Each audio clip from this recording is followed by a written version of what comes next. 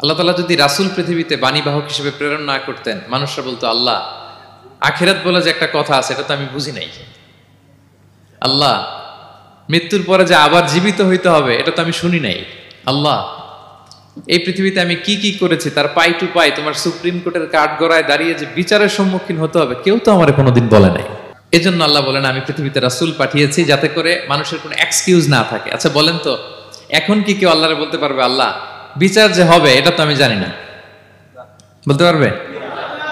আল্লাহ আখিরাত বলে যে একটা কথা আছে, পুনরুত্থান, পুনর্জীবিত হইতে হবে, আবার বিচারের সম্মুখীন হইতে হবে, জান্নাত জাহান্নাম আছে, এগুলো তো কোনোদিন আমি শুনি নাই। এই কথা, এই এক্সকিউজ তোলার কোনো সুযোগ কি আর আছে? No excuse will be granted that day, dear brothers and sisters.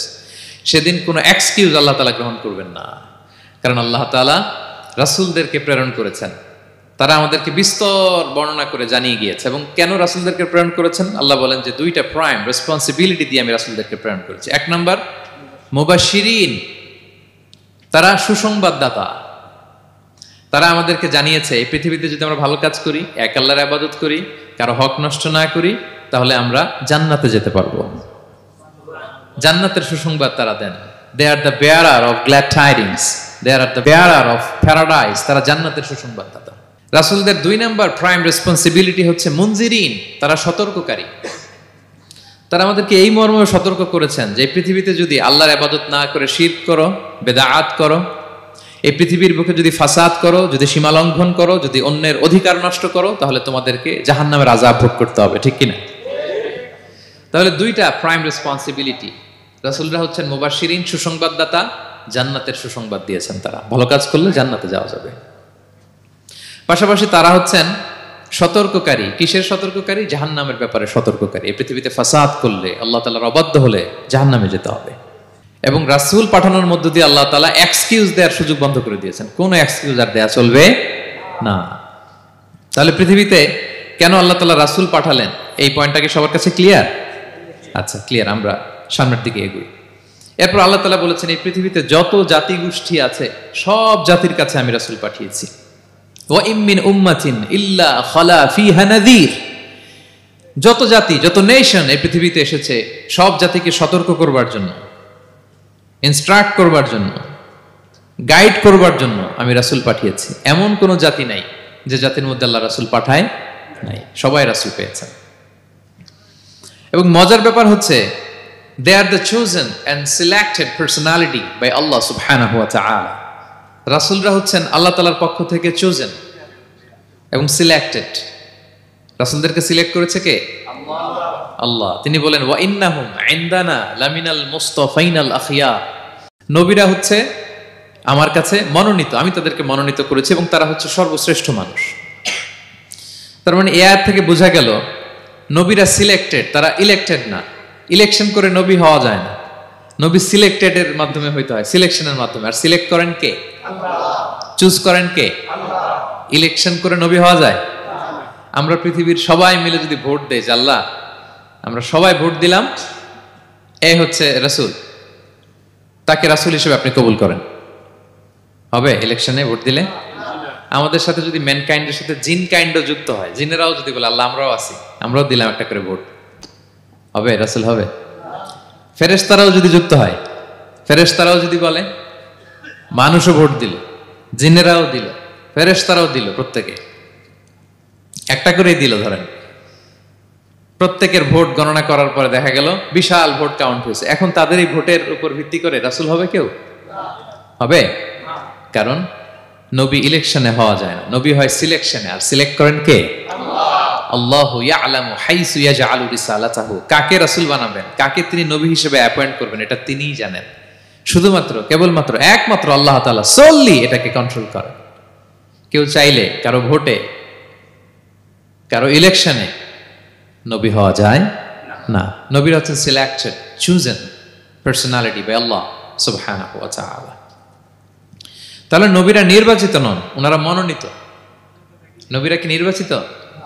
নবীরা মনোনীত। এখন কতজন নবী রাসূল আল্লাহ তাআলা পাঠিয়েছেন? আল্লাহ তাআলা সুস্পষ্ট করে জানাননি কতজন। কিছু কিছু হাদিস থেকে পাওয়া যায় লক্ষাধিক রাসূল, নবী এবং রাসূল আল্লাহ তাআলা পৃথিবীতে পাঠিয়েছেন। কিন্তু কোরআন আল কারিমে এই লক্ষাধিক নবী রাসূলের সবার কথা আল্লাহ তাআলা আমাদেরকে শোনাননি। আল্লাহ তাআলা মাত্র 25 জন রাসূলের কথা আমাদেরকে শুনিয়েছেন। কতজন? 25 জনের কথা আল্লাহ তাআলা শুধু আমাদেরকে বলেছেন, বাকিদের কথা বলেন নাই। কতটুকু আমাদের বলা দরকার এটা আমাদের চেয়ে ভালো জানেন কে? আল্লাহ ভালো জানেন।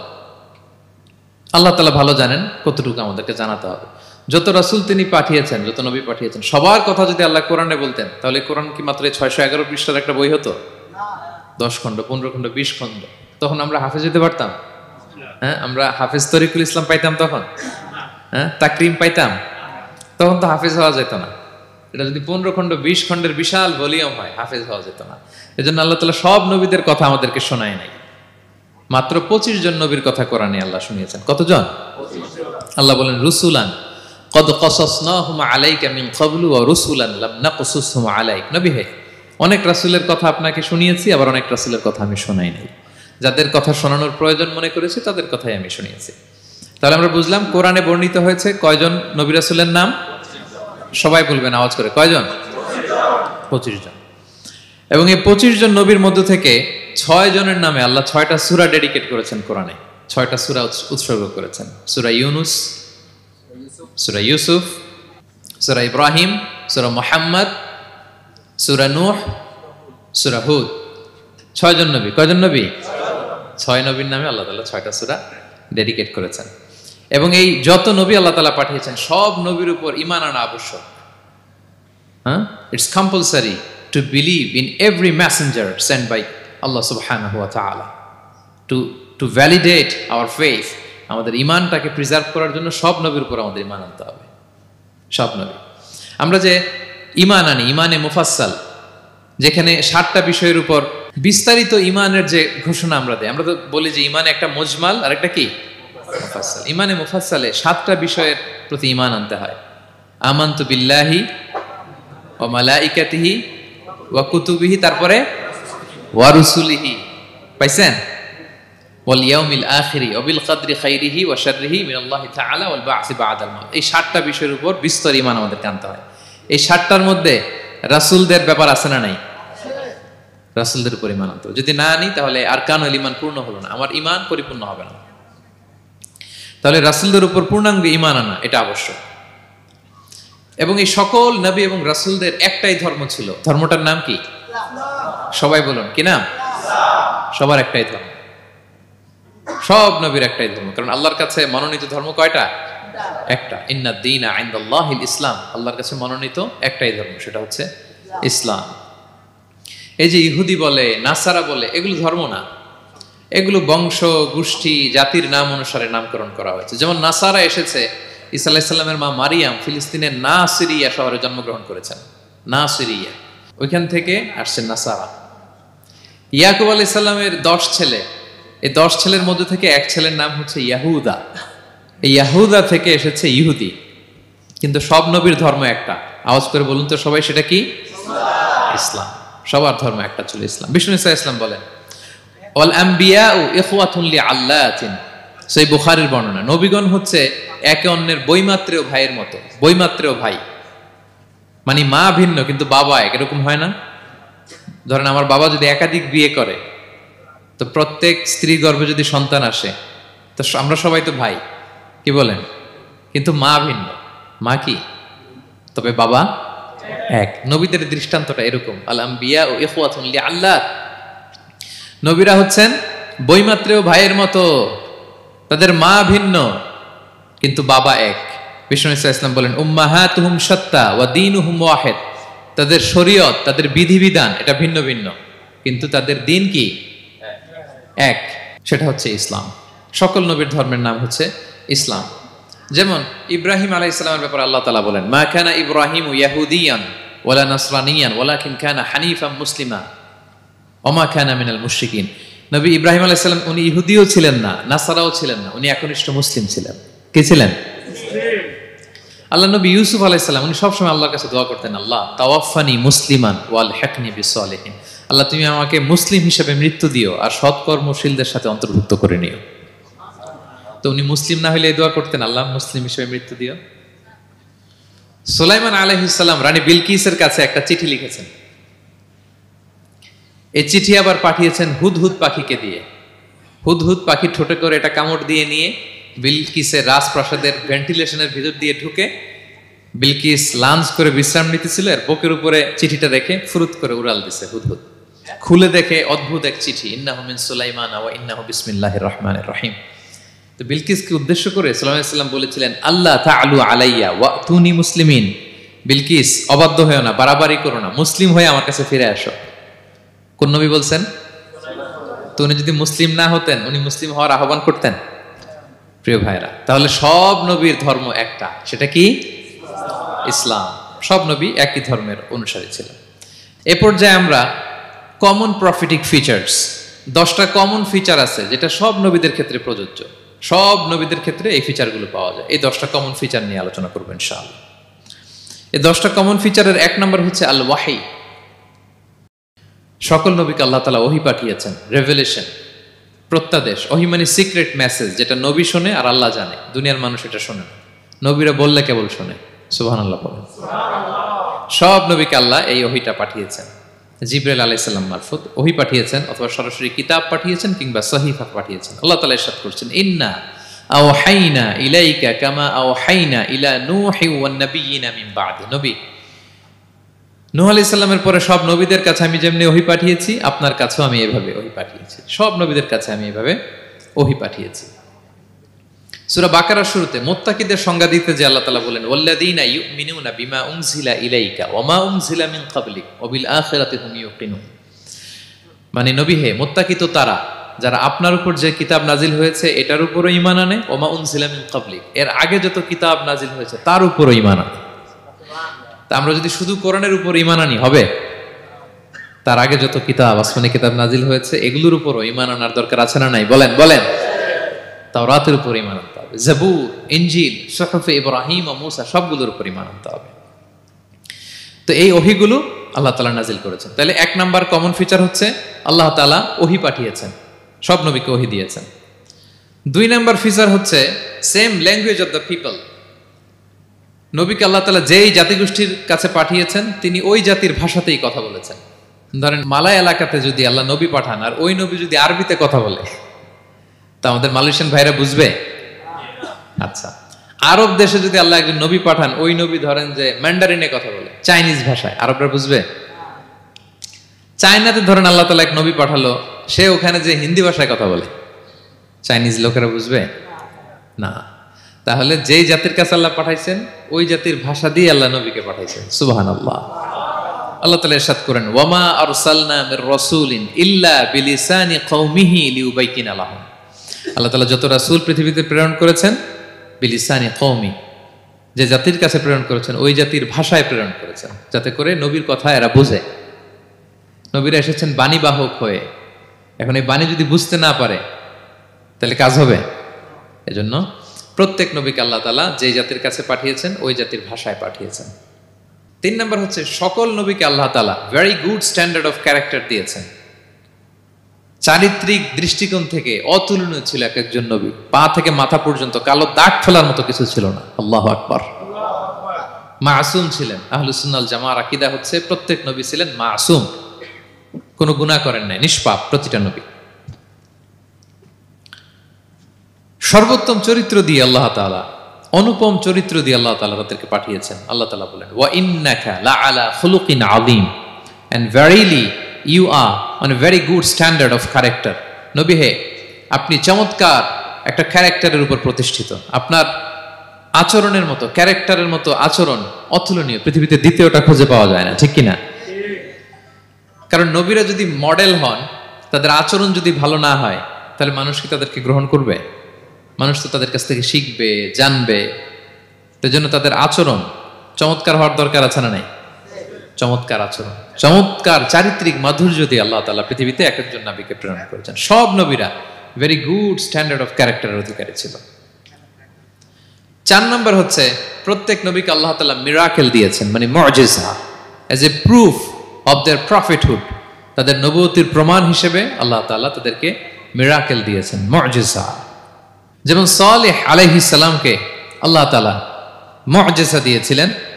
তার জাতির কাছে যখন তিনি দাওয়াত দিলেন, তারা বলল, সালেহ তুমি যে নবী এটা আমরা বুঝবো কি করে? এক শর্তে আমরা তোমার উপর ঈমান আনতে পারি। সাল্লাল্লাহু আলাইহি ওয়াসাল্লাম বলেন, কি শর্ত? বলতেছে এই যে পাহাড় দেখো, এই পাহাড়ের ভেতর থেকে যদি একটা উট বের করো, 10 মাসের গর্ভবতী একটা উটটা বেরোবে, বেরোয় বাচ্চা দিবে, সাথে সাথে আমরা উটের দুধ দহন করে খাবো, এরপর আমরা ঈমান আনবো। চিন্তা করছেন কত শর্ত? পাহাড়ের ভেতর থেকে কি বের করে দেখাইতে হবে? উট। উনি আল্লাহর কাছে দোয়া করলেন, আল্লাহ বললেন কবুল, তবে কথা না শুনলে কিন্তু খবর আছে। বলছে ঈমান আনবে, ঈমান না আনলে কিন্তু খবর আছে। উনি দোয়া করলেন, আল্লাহ কবুল করলেন। পাহাড় বিদীর্ণ হয়ে একটা বিশাল আকৃতির উট বের হয়ে আসলো, 10 মাসের গর্ভবতী উট। মুহূর্তে এটা ডেলিভারি করলো একটা উটের বাচ্চা, এবং দুধ দিতে আরম্ভ করলো, ওলান ভর্তি দুধ। সবাই পেট ভরে দুধ খেলো। খাওয়ার পরে কয় তুমি জাদুকর। খাওয়ার পরে সাল্লাল্লাহু আলাইহি ওয়াসাল্লাম কি বলে? ইউ আর এ ম্যাজিশিয়ান, তুমি জাদুকর, তুমি তো বড় ভেলকিবাজ সালে, তুমি পাহাড়ের ভিতরে ভেলকি ঢুকাই দিছো। আল্লাহ তাআলা তাদেরকে একটা সাউন্ড গ্রেনেড, প্রচন্ড শব্দ তরঙ্গ দিয়ে ধ্বংস করে দিলেন। কানের পর্দা ফেটে সবগুলো লাশ হয়ে জমিনে পড়ে রইল। তাহলে এই যে সাল্লাল্লাহু আলাইহি ওয়াসাল্লাম যেটা দেখাইছেন, এটা কি ভেলকি ছিল? ম্যাজিক ছিল? কি ছিল? মুআজিজা, miracle. As a proof of their prophethood, তাদের নবুয়তির প্রমাণ হিসেবে আল্লাহ তাআলা তাদেরকে মুআজিজা দিয়েছেন। মূসা আলাইহিস সালামের মুআজিজা কি ছিল? লাঠি। ফাআলকাহা ফাইযা হিয়া হাইয়াতুন তাসআ, ওই লাঠি রেখে দিলে মুভিং স্ন্যাক হয়ে যেত, নড়তেছে সাপ, ছবল মারবে এরকম। সুবহানাল্লাহ, এটা কি ম্যাজিক ছিল? কি ছিল? মুআজিজা। ঈসা আলাইহিস সালামকে আল্লাহ তাআলা মাইন্ড ব্লোয়িং মুআজিজা দিয়েছেন। অন্ধ ব্যক্তির চোখে হাত বুলিয়ে দিলেই দৃষ্টিশক্তি ফিরে পেত। ধবল রোগী, কুষ্ঠ রোগীর গায়ে টাচ করে দিলে স্কিন পরিষ্কার হয়ে যেত। মৃত ব্যক্তিকে দাঁড়াতে বললে মুহূর্তে দাঁড়িয়ে যেত। কুম বিইযনিল্লাহ, আল্লাহর আদেশে দাঁড়াও বললে লাশ জীবিত হয়ে দাঁড়িয়ে যেত। বেলকিবাজি ছিল এটা? কি ছিল?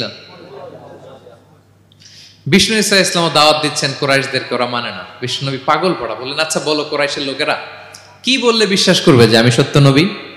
কি বললে বিশ্বাস করবে? তারা বলল মুহাম্মদ, ওই যে আকাশের চাঁদ, এটার 2 ভাগ করে দেখাইতে বললে বিশ্বাস করবো তুমি সত্য নবী। কি আবদার দেখছেন? হ্যাঁ, নবীদেরকে পেয়ে মামুর বাড়ির আবদার নিয়ে আসছিল এক এক জাতিগোষ্ঠী। বলে মুহাম্মদ, আকাশের জল জলে চাঁদটাকে যদি তুমি 2 ভাগ করে দেখাতে পারো তবেই বুঝবে তুমি নবী। বিষ্ণু ইসলাম আল্লাহর কাছে দোয়া করলেন, আল্লাহ বলেন ঠিক আছে। ইখতারাবাতিস সাআতু ওয়ানশাক্কাল কমার ওয়া ইয়ারাউ আয়াতান ইয়ারিদু ওয়া ইয়াকুলু সিহরুম মুস্তামির। বিষ্ণু নবী সাব্বাবা, এই আঙ্গুলের নাম কি? ইবহাম, সাব্বাবা, ওয়ুসতা, বিংসার, খিনসার। হ্যাঁ, আমরা ইংরেজি নাম ঠিকই জানি, আরবিটা জানি না। ইবহাম, সাব্বাবা, ওয়ুসতা, বিংসার, খিনসার। বিষ্ণু সাব্বাবা আঙ্গুলি উঠালেন, এটা শাহাদাত আঙ্গুলি বলে অনেকে, আসলে সাব্বাবা আরবিতে। তো বিশ্বনবী এভাবে আল্লাহর নাম নিয়ে চাঁদের দিকে ইঙ্গিত করলেন, মুহূর্তে আকাশের জ্যোৎস্না বিলানো চাঁদটা 2 ভাগ হয়ে গেল। কুরাইশরা দেখে তো অবাক। বিষ্ণু বললেন এবার কথা অনুযায়ী ঈমান আনো। বলে Muhammad, you are a magician. Muhammad, তুমি বড্ড বড় জাদুকর, তুমি চাঁদের মধ্যে জাদু লাগাই ফেলছো। নাউযুবিল্লাহি মিন যালিক। তাহলে আল্লাহ তাআলা age a proof of their prophethood, তাদের নবুয়তির প্রমাণ হিসেবে প্রত্যেক নবীকে কি দিয়েছেন? মুআজিজা দিয়েছেন, সব নবীকে দিয়েছেন। 5 নাম্বার, সকল নবীর দাওয়াতি মিশন এক ছিল, একই মিশন নিয়ে নবীরা পৃথিবীতে এসেছেন। সেটা কি? তাওহীদ, রিসালাত, আখিরাত। আমার সাথে সাথে বলেন, তাওহীদ, রিসালাত, আখিরাত। তাওহীদ, রিসালাত, আখিরাত। এই 3টা বুনিয়াদী শিক্ষা দিতে নবীরা এসেছে। তাওহীদ মানে ওয়াননেস অফ গড, আল্লাহ যে এক, সব নবী প্রচার করেছেন। রিসালাত মানে তারা যে বার্তাবাহক হিসেবে এসেছেন, তাদের কথা মানতে হবে, এটার দাওয়াত দিয়েছেন। আখিরাত মানে হচ্ছে মৃত্যুর পরেও যে একটা জীবন আছে, সেই জীবনের ব্যাপারে প্রত্যেক রাসূলরা কি করেছেন? দাওয়াত দিয়েছেন। এবং কোন নবীর কথার সাথে আরেক নবীর কথার গরমিল পাওয়া যায় না, অমিল হয়নি। আচ্ছা বলেন তো, কখনো কি হয়েছে কোন এক নবী এসে বলছে যে মৃত্যুর পরে একটা জীবন আছে, আরেক নবী এসে বলছে না, মনে হয় নাও থাকতে পারে? বলছে? এক নবী এসে বলছে আমাদের স্রষ্টা আল্লাহ তাআলা তিনি একজন, আরেকজন বলছে না একজন না, 2-3 জন হইতে পারে। এক নবী এসে বলছে ভালো করলে জান্নাত, খারাপ করলে জাহান্নাম, আরেক নবী এসে বলছে না, জান্নাত জাহান্নাম বলতে কিছু নাই। হইছে? হইছে? কোন নবীর কথার সাথে কোন নবীর কথার কোনো বৈপরীত্য নাই, কারণ প্রত্যেক নবীরা মন গড়া কিছু বলতেন না। ওমা ইয়ান্তিকু আনিল হাওয়া ইন হুয়া ইল্লা ওয়াহয়ুন ইউহা। নবীরা কথা বলতেন একটা হেডকোয়ার্টার থেকে তথ্য পেয়ে। ওই হেডকোয়ার্টারটা কার? ওই হেডকোয়ার্টার থেকে যে ইনফরমেশন আসতো সেটার আলোকে নবীরা কথা বলতেন, বানিয়ে কিছু বলতেন না। সব নবীরা দাওয়াত দিয়েছেন, ইয়া কওমি ইবুদুল্লাহ মা লাকুম মিন ইলাহিন গায়রু, হে আমার জাতির লোকেরা, এক আল্লাহর ইবাদত করো, আল্লাহ ছাড়া অন্য কারো ইবাদত করো না। সব নবীরা বলেছেন ইন্নী লাকুম রাসূলুন আমিন, নিশ্চয় আমি তোমাদের কাছে বিশ্বস্ত রাসূল হিসেবে প্রেরিত হয়েছি। সব নবীরা বলেছেন ইয়াউমা লা তামলিকু নাফসুন লিনাফসিন শাইআ ওয়াল আমরু ইয়াউমা ইযিল লিল্লাহ, এমন এক দিনের মুখোমুখি হতে হবে কেউ কারো উপকার করতে পারবে না। নেতা কর্মীর উপকারে আসবে না, কর্মী নেতার উপকারে আসবে না, পীর সাহেব মুরিদের উপকারে আসবে না, মুরিদ পীর সাহেবের উপকারে আসবে না, হাজবেন্ড ওয়াইফের কিছু করতে পারবে না, ওয়াইফ হাজবেন্ডকে কিছু করে দিতে পারবে না। দিনটা বড্ড ভয়ঙ্কর। সব নবীর এই তিনটা দাওয়াত দিয়েছেন, তাওহীদ, রিসালাত, আখিরাত। তার মানে সব নবীর দাওয়াতি মিশন এক অভিন্ন দাওয়াতি মিশন নিয়ে তারা পৃথিবীতে এসেছেন। 6 নাম্বার, এই পৃথিবীতে যত রাসূল এসেছে, নবী এসেছে, তারা প্রত্যেকে মানুষ ছিলেন। কি ছিলেন? নাকি জিন ছিল? ফেরেশতা? প্রেরিত সব নবীরা কি ছিল? মানুষ ছিল।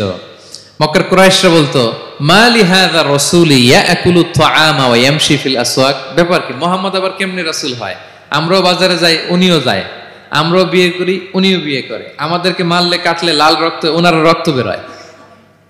তো তারা চাচ্ছিল, তারা বলতেছিল যে মানুষ না দিয়ে আল্লাহ যদি ফেরেশতা পাঠাইতো নবী হিসেবে তাইলে না ভালো হইতো। তালবাহান, এটার কি বলে? ফেরেশতা পাঠালে কি বলতো জানেন? ফেরেশতা পাঠালে বলতো ফেরেশতাদের তো ক্ষুধা লাগে না, এরা বুঝবে কি আমাদের কষ্ট? ফেরেশতাদের তো জৈবিক চাহিদা নাই, এরা কেমনে বুঝবে? ফেরেশতাদের তো খারাপ কাজ করার প্রবণতা, টেন্ডেন্সি নাই। আমাদের যে কষ্ট, দুঃখ, ফিলিংস, সেটা তো ফেরেশতারা বুঝে না, ফেরেশতারা কেমনে আমাদের নবী হয়? এটা বলতো, ঠিক কিনা? তালবাহানা বলে কেমন রাসূল, আমরা যা করি তাই করে। আল্লাহ বলেন সব নবীকে আমি মানুষ হিসেবে প্রেরণ করেছি। বিষ্ণু সাল্লাল্লাহু আলাইহি ওয়াসাল্লাম বলেন ইন্নামা আনা বাশারুম মিসলুকুম, নিশ্চয় আমি তোমাদের মতোই মানুষ। তোমাদের মতোই কি? মানুষ। তো পার্থক্য হচ্ছে ইউহা ইলাইয়া, আমার কাছে ওহী আসে, প্রত্যাদেশ আছে আল্লাহ তাআলার পক্ষ থেকে। তাহলে 6 নম্বর যেই কমন ফিচার আমরা জানলাম, আল্লাহর পাঠানো সবগুলো নবী এবং রাসূল তারা কি ছিলেন? সবাই বলুন, তারা কি ছিলেন? মানুষ ছিলেন।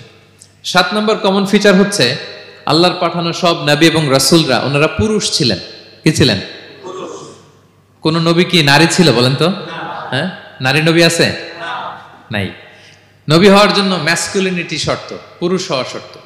কারণ নবীকে অনেক বড় বড় জিনিসের নেতৃত্ব দিতে হবে, মাঝে মাঝে মিলিটারি তৈরি করতে হবে, লিডারশিপ লাগবে, যুদ্ধ পরিচালনা করতে হবে। নারীদের পক্ষে এটা সম্ভব? কঠিন।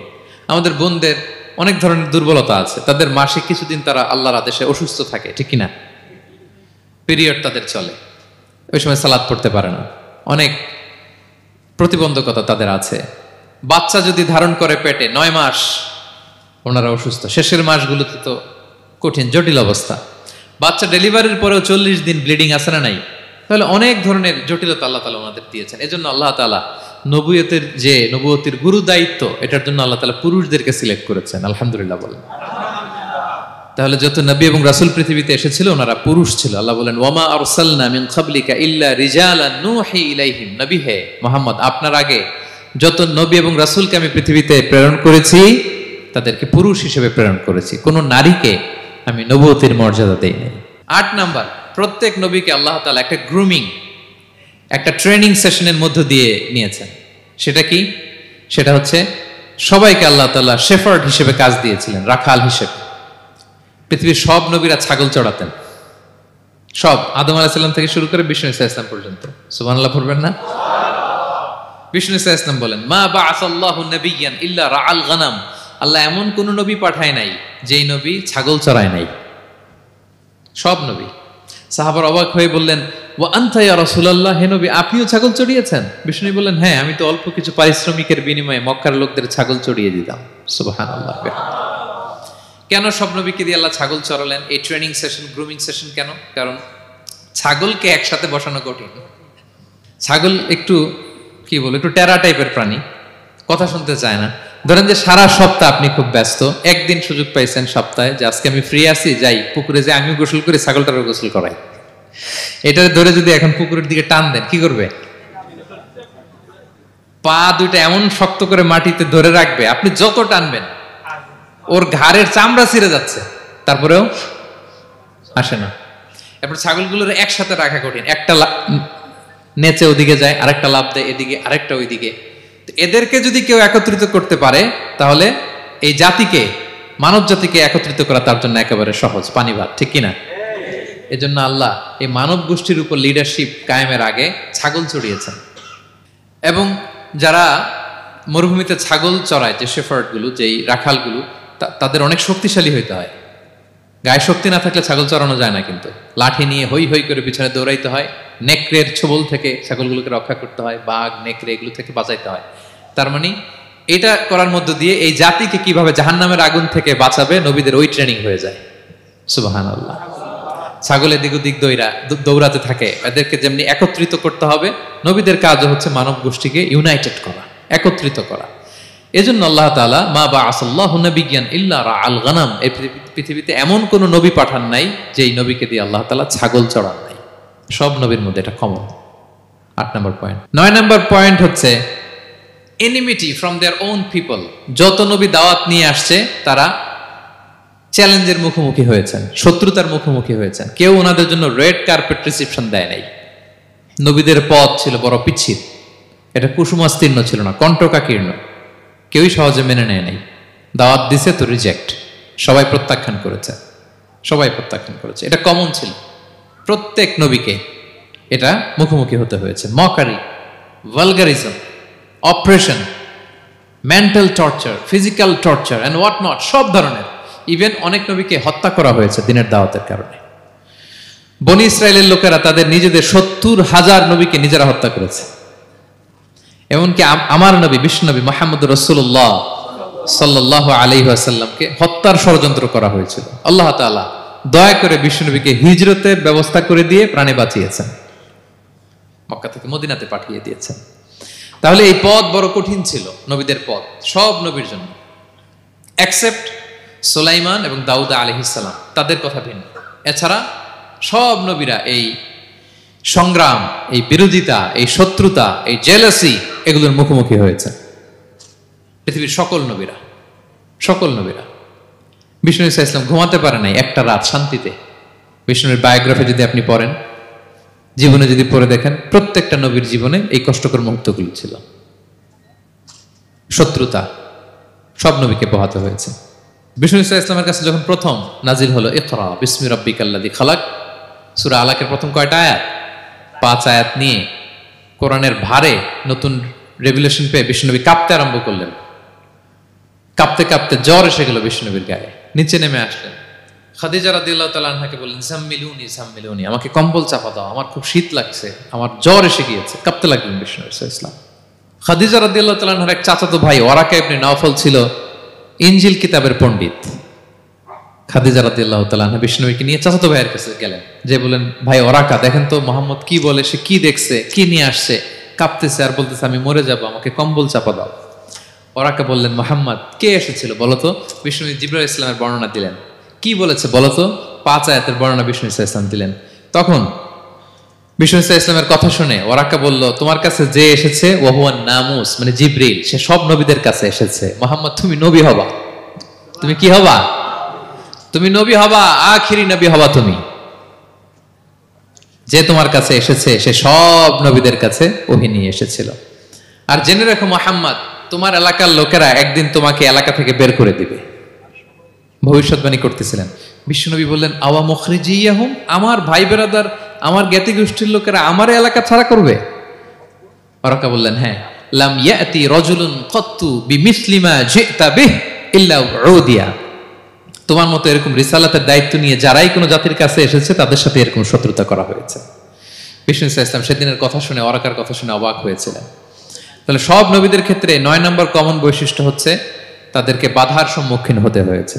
এখনো যারা নবীদের পথে চলবে বা চলে তাদের জীবনে বাধা বিপত্তি আছে না নাই? হ্যাঁ, তারা জেনে বুঝেই এই পথে এসেছে, তারা হিসাব মিলিয়েই এই পথে নেমেছে। এজন্য বাধা বিপত্তি চ্যালেঞ্জ কোন মুমিনকে তার রাস্তা থেকে সরাতে পারে না, ঠিক কিনা বলেন? এক চুলো নড়াতে পারে না। এটা নবীদের পথ, এটা নবীওয়ালা কাজ। এখানে জুলুম থাকবে, এখানে বাধা বিপত্তি থাকবে, এখানে চ্যালেঞ্জ থাকবে। এই পথটা সোজা সিরাতুল মুস্তাকিম, যদি শেষ মাথায় যাওয়া যায় ডাইরেক্ট জান্নাতুল ফিরদাউস। আলহামদুলিল্লাহ। তাহলে সব নবীরা বাধার সম্মুখীন হয়েছেন। 9টা কমন ফিচার গেল। 10 number, the last common feature, পৃথিবীর সব নবীরা ইন্তেকাল করেছেন, আর কোন নবী আসবে না? আসবে? পৃথিবীর সব নবীরা মারা গিয়েছেন, কিন্তু আলামুল বারজাখের জগতে নবীরা জীবিত। আই রিপিট, আমি আবারও বলি, প্রত্যেক নবী তার কবরে জীবিত আলামুল বারজাখে।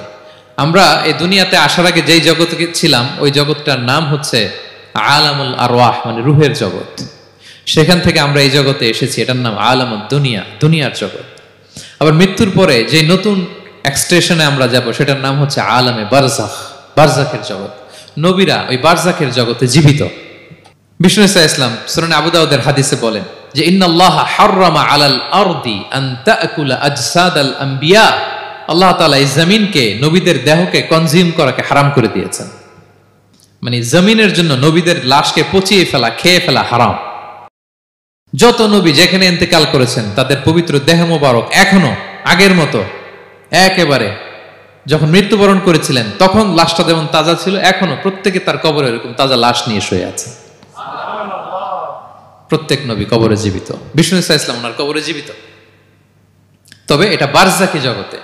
এই দুনিয়া তিনি যেভাবে জীবিত ছিলেন ওইভাবে না, বারজাকি জগতে জীবিত। আমরা যখন প্যারা নবীর উপর সালাম পৌঁছাই, দুরুদ পড়ি, প্রত্যেক ফেরেশতা, একটা ফেরেশতা আছে এই দুরুদগুলোকে নিয়ে বিষ্ণুনবীর কাছে পৌঁছায়। আপনার বাবার নাম, আপনার নাম বলে ফেরেশতা বলে যে অমুকের ছেলে অমুক আপনাকে সালাম দিয়েছে। বিষ্ণুনবী কবর থেকে নিজে ওই সালামের উত্তর বলে, কারণ বিষ্ণু ইসলাম বারজাকের জগতে তিনি জীবিত। হায়াতুন নবী, বারজাকের জগতে তিনি জীবিত। আরেক হাদিসে বিষ্ণু ইসলাম বলেন আল আম্বিয়া ও আহিয়াউন ফি কুবুরিহিম ইউসাল্লুন, নবীরা তাদের কবরে জীবিত, সেখানে তারা সালাত আদায় করে। নবীরা তাদের কবরে কি করে? সালাত আদায় করে। তাহলে এই 10টা হচ্ছে কমন ফিচার্স এবং প্রফিটস, সব নবীদের মধ্যে এই বিষয়গুলো পাওয়া যায়। সর্বশেষ পয়েন্ট হচ্ছে lessons from the life of the profits. এত নবী রাসূল যে আল্লাহ তাআলা আমাদের হেদায়েতের জন্য পাঠালেন, তাদের জীবনী থেকে আমাদের জন্য শিক্ষা কি, লেসন কি, এটা জানার দরকার আছে না নাই? বলেন, কি লেসন আমরা নিব? অনেক লেসন আছে, আমি সংক্ষিপ্ত পরিসরে 2-1টা বলি। আমি আমার মিজানুর রহমান আজহারি ভেরিফাইড ইউটিউব চ্যানেলে প্রফেট সিরিজ নামে একটা সিরিজ করেছি, 25 পর্বের। কোরআনে কয়জন নবীর নাম উল্লেখ হয়েছে? 25। আর আমার চ্যানেলে কয় পর্ব? তার মানে 25 জন নবীর ব্যাপারে আমি ওয়েল ডকুমেন্টেড ম্যানারে একাডেমিকলি আলোচনা করেছি। আপনারা শুনবেন, আপনাদের জন্যই করেছি, শুনবেন আপনারা। এবছর 21শে বইমেলায় আপনারা শুনেছেন আমার একটা বই প্রকাশিত হয়েছে, বইয়ের নাম হচ্ছে জেগে ওঠো আবার। এটা আমি নিজে লিখেছি। আরেকটা বই 6 খণ্ডের আমি সম্পাদনা করেছি, সেটা হচ্ছে ছোটদের নবী রাসূল। বইটার নাম কি? ছোটদের নবী রাসূল। সত্যায়ন প্রকাশন থেকে 6 পর্বের খুব চমৎকার গ্রাফিক্যাল ইউজার ইন্টারফেস দিয়ে আপনার সোনামণিরা, বাচ্চারা তারা জেনে যাবে যে তাদের আসল আইকন কারা, তাদের আসল সুপার হিরো কারা, তাদের অনুসরণীয় অনুকরণীয় ব্যক্তিত্ব হবে কারা। এই বইটা লিখতে, সম্পাদনা করতে আমাদের অনেক চ্যালেঞ্জ আমরা ফেস করেছি, কারণ এটা আপনাদের জন্য লিখি নাই, লিখছি কাদের জন্য? বাচ্চাদের জন্য। সো আমি বাচ্চাদেরকে গল্প শোনাচ্ছি এরকম একটা ভাব নিয়ে লিখেছি। আমি বারবার ভেবেছি যে আমার ছোট্ট মেয়েটাকে যদি আমি শোনাই, ওকে বুঝাইলে ও কিভাবে বললে বুঝবে। গল্পের মতো করে খুব রস দিয়ে, আনন্দ দিয়ে প্রতিটা বাক্য এভাবে সাজানো হয়েছে। 6 খণ্ডের ছোটদের নবী রাসূল সিরিজ, যদি সুযোগ হয় আপনারা সংগ্রহ করবেন। বড়দের নিয়েও আমরা নবী রাসূলদের উপর আমাদের সামনে কাজ আসবে, আমরা জানাবো। তো আজকের এই কায়েত ফাউন্ডেশন বাংলাদেশের এই প্রোগ্রামে সর্বশেষ যে পয়েন্টটা আপনাদের সামনে আমি উপস্থাপন করতে চাই, সেটা হচ্ছে lessons from the life of the profits. নবী রাসূলদের জীবনী থেকে আমাদের জন্য কি শিক্ষা? 25 জন নবীকে কভার করা সম্ভব হবে না। আমি সেখান থেকে মাত্র 7 জন নবীর জীবনী থেকে 7টা শিক্ষা 7 মিনিটে বলে আমরা শেষ করে দেব ইনশাআল্লাহ বিইذنিল্লাহ।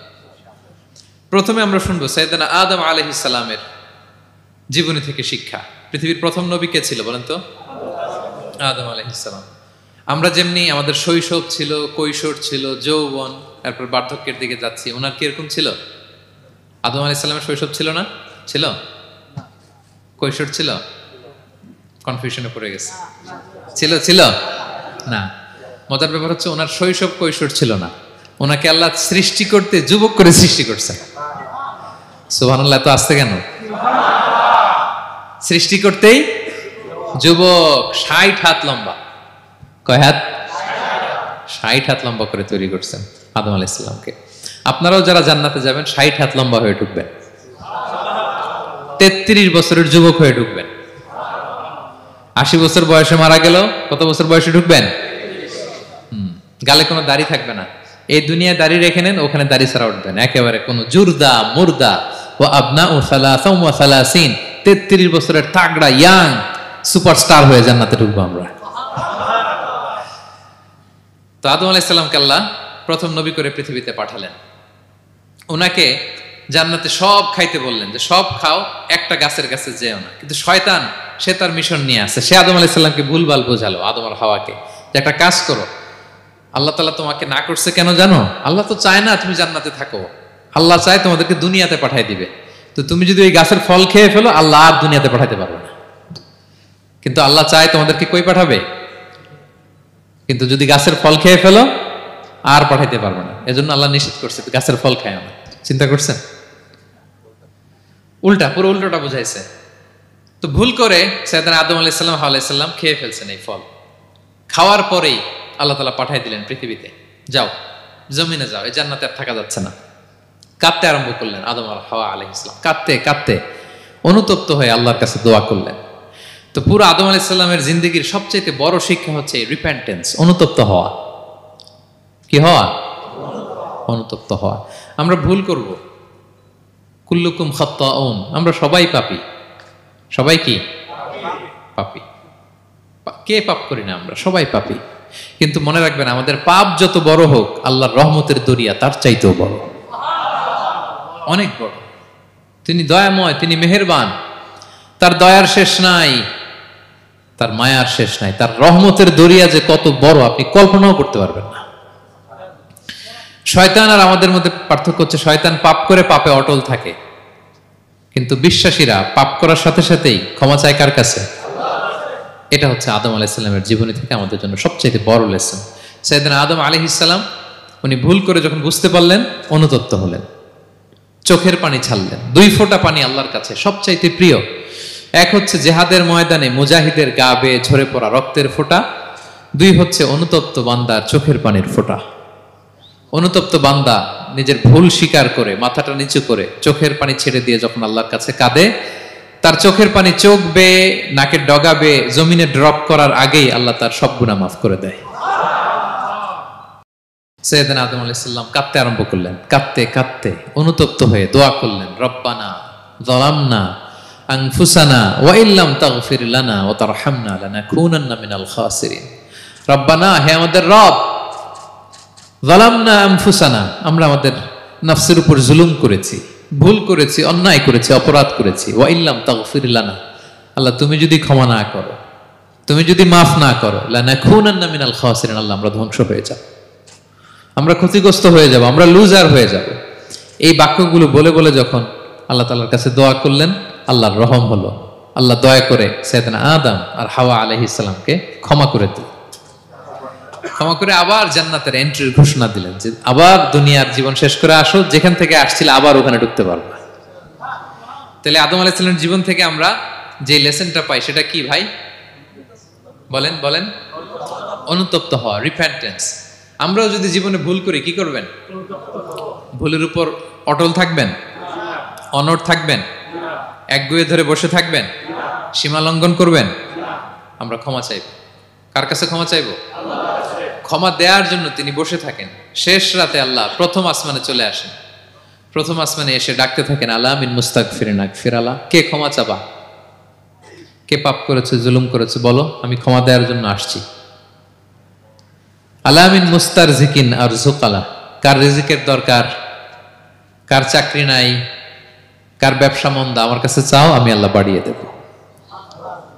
কার কি লাগবে বল, আমি দেব। আল্লাহ তাআলা দেওয়ার জন্য আসছে, আমি নেয়ার জন্য উঠতে পারি না।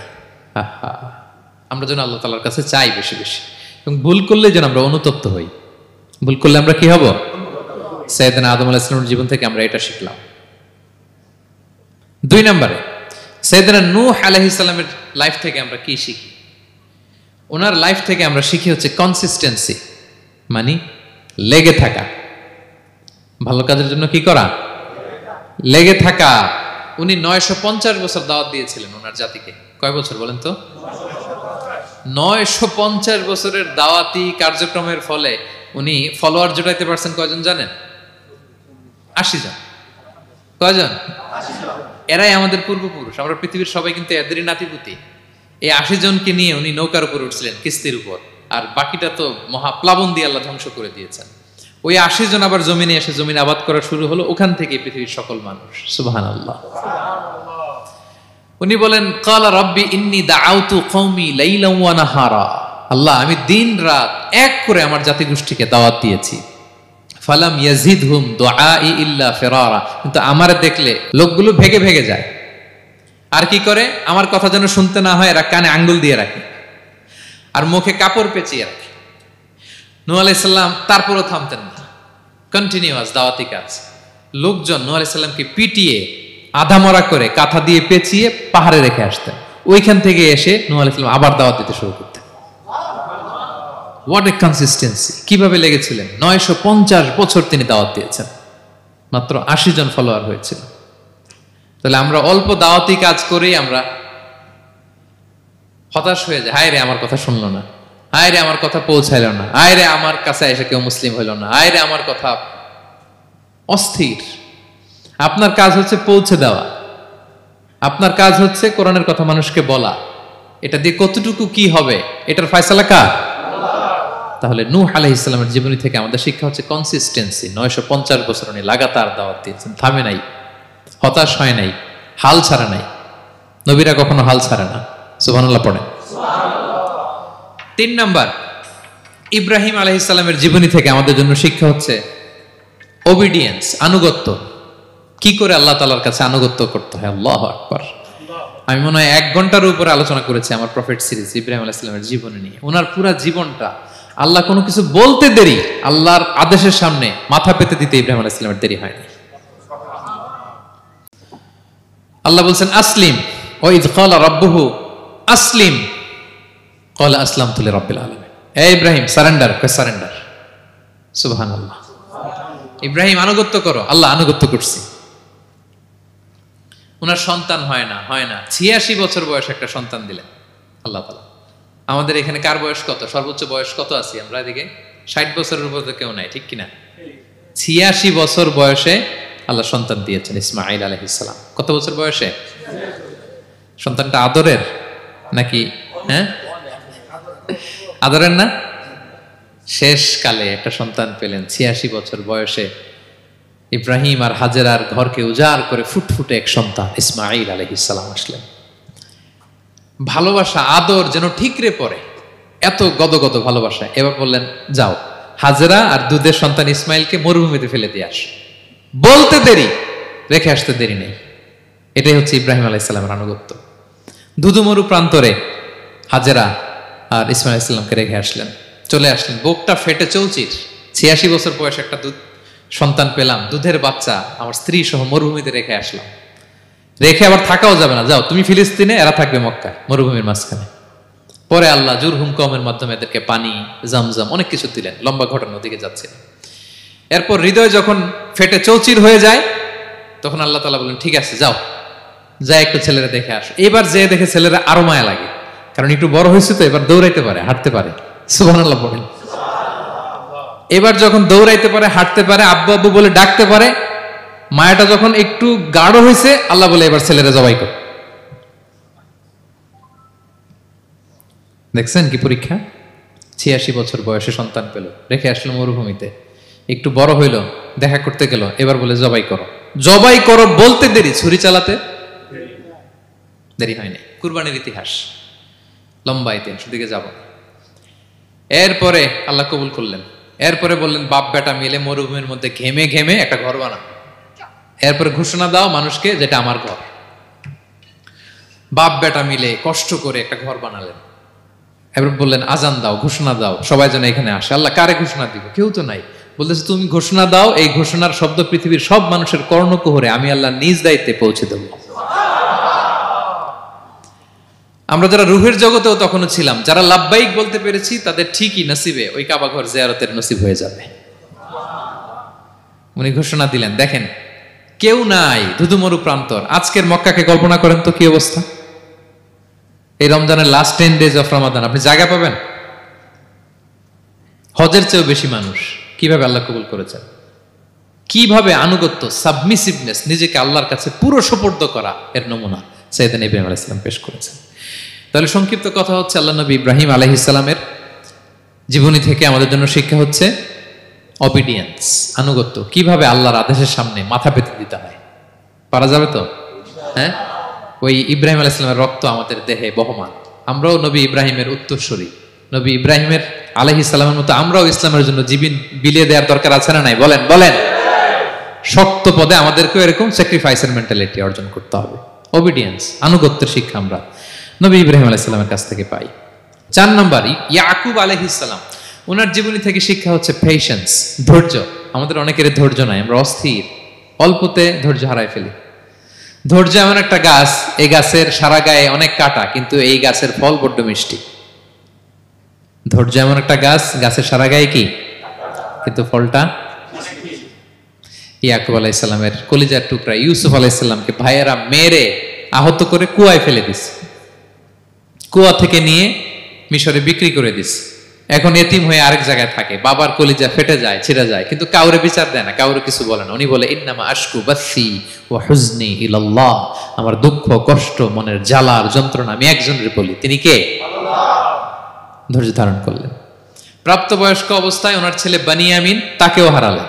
আবার বলে, আমি কাউরে বিচার দিই না, একজনের বলে, তিনি কে? আল্লাহ। এই 2 ছেলের শোকে কাঁদতে কাঁদতে অন্ধ হয়ে গেল। আল্লাহু আকবার। সাইয়েদনা ইয়াকুব আলাইহিস সালাম একবার ধৈর্য হারা হন নাই। তাহলে আল্লাহ নবী ইয়াকুব আলাইহিস সালামের জীবনী থেকে আমাদের জন্য শিক্ষা হচ্ছে পেশেন্স। বিপদে আমরা কি ধরবো?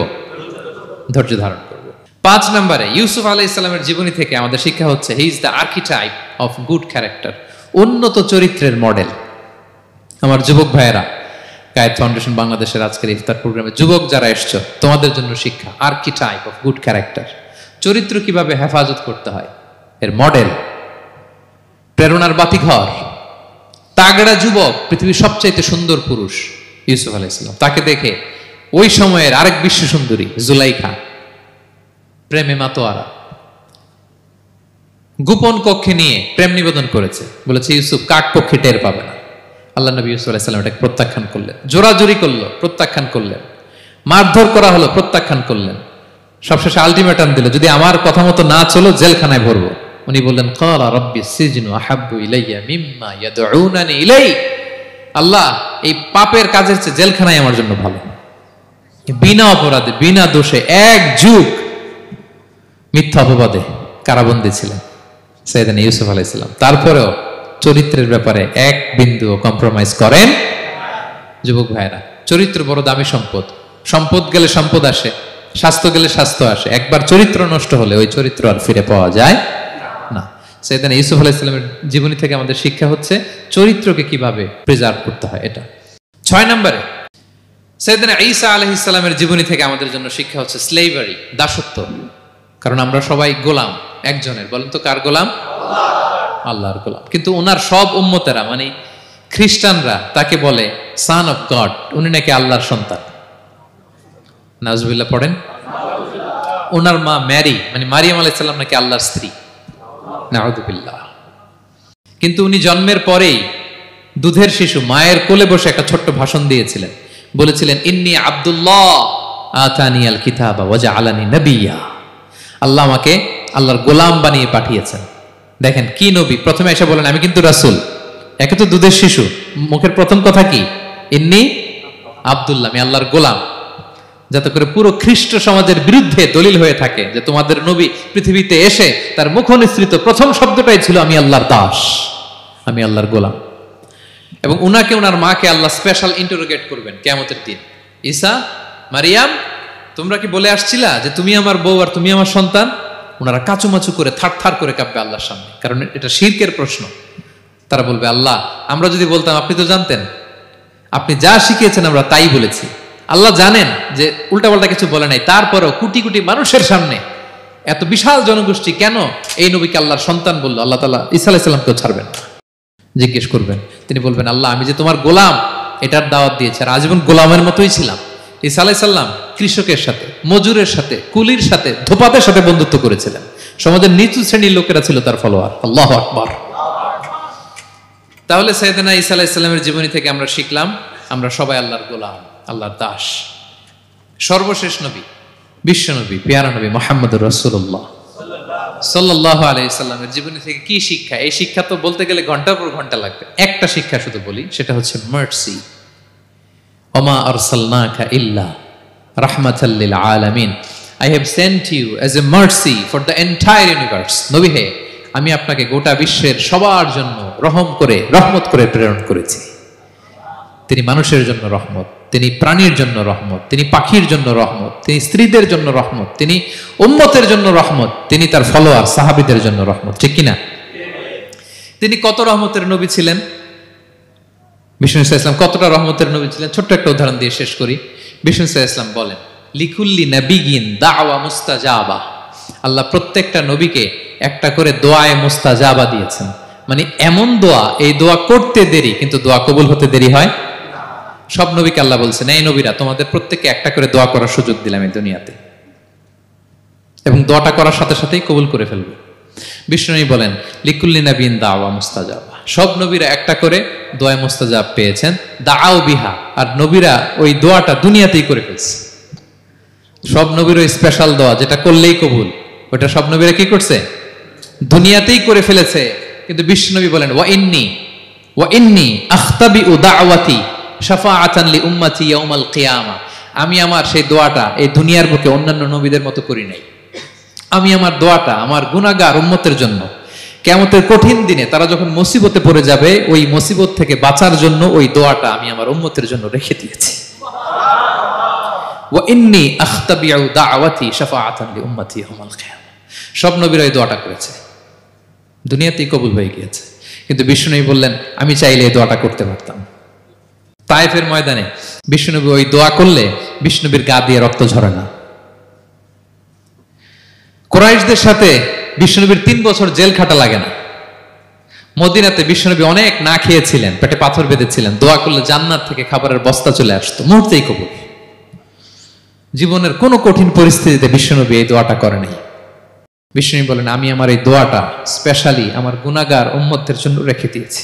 কিয়ামতের কঠিন ময়দানে আমার গুনাহগার উম্মত যখন বিপদে পড়ে যাবে, তাদেরকে ওই বিপদ থেকে বাঁচানোর জন্য ওই দোয়াটা আমি প্রিজার্ভ করে দিয়েছি। বিষ্ণু ইসলাম আমার জন্য এই দোয়াটা রেখে দিয়েছেন। প্রিয় ভাইয়েরা, এই দোয়াটা আপনার জন্য রেখে দিয়েছেন। বিষ্ণুনবী দোয়াটা আমাদের জন্য রেখে দিয়েছেন। চাইলে এই দুনিয়াতে এই দোয়াটা করতে পারতেন, করেন নাই। সব নবীরা করে ফেলেছেন। এজন্য বিষ্ণুনবীকে বলা হয়েছে, ওমা আরসালনাকা ইল্লা রাহমাতাল লিল আলামিন। নবী হে, I have sent you as a mercy for the entire universe. গোটা বিশ্বের জন্য আপনাকে আমি রহমত করে প্রেরণ করেছি। আপনি রহমতের নবী, আপনি দয়ার নবী, মায়ার নবী। বিষ্ণুনবীর জীবনী থেকে শিক্ষা হচ্ছে, আমরাও যেন আমাদের অধীনস্থ যারা আছে তাদের প্রতি যেন রহমদিল হই। আমরাও আমাদের প্রতিবেশীদের প্রতি যেন রহমদিল হই। আমরাও আমাদের ফ্যামিলির সদস্যদের প্রতি যেন রহমদিল হই। এই মার্সি, এই দয়া মায়ার ছোঁয়া যেন বিষ্ণুনবীর উম্মত হিসেবে আমাদের হৃদয়েও থাকে। সবাই পড়ি আমিন। তাহলে সম্মানিত সুধী, নবীদের এই লাইফ লেসন থেকে আমরা যেগুলো শিখলাম, এগুলো আমাদের জীবনে বাস্তবায়নের দরকার আছে না নাই? বলেন বলেন। বেশি বেশি নবীদের জীবন চর্চা করবেন তো? প্রফেট সিরিজের যে লেকচারগুলো আপনাদের জন্য রেখেছি, আপনারা শুনবেন তো? সবাই ছেলে মেয়েদেরকে নবীদের জীবনী শেখাবেন তো? তারাই হচ্ছে আমাদের রিয়াল হিরো, তারাই হচ্ছে সুপার হিরো। দে আর আওয়ার আইকন। এবং আমাদের হেদায়েতের জন্য তাদেরকে আল্লাহ তাআলা আমাদের কাছে পাঠিয়েছেন নবী হিসেবে, রাসূল হিসেবে। নবীরা যেই পথে চলেছেন, যে দিক নির্দেশনা আমাদেরকে দিয়েছেন, আমরা যেন আমাদের জীবনকে ওই পথে, ওই মতে পরিচালিত করতে পারি। আল্লাহ তাআলা আমাদের সবাইকে কথাগুলো বুঝে আর আমল করার তৌফিক দান করুন। হাযা মা ইনদি ওয়াল ইলমু ইনদাল্লাহ আলাইহি তাওয়াক্কালতু ওয়া ইলাইহি উনীব। ওয়াসসালামু আলাইকুম ওয়া রাহমাতুল্লাহি তাআলা ওয়া বারাকাতুহু।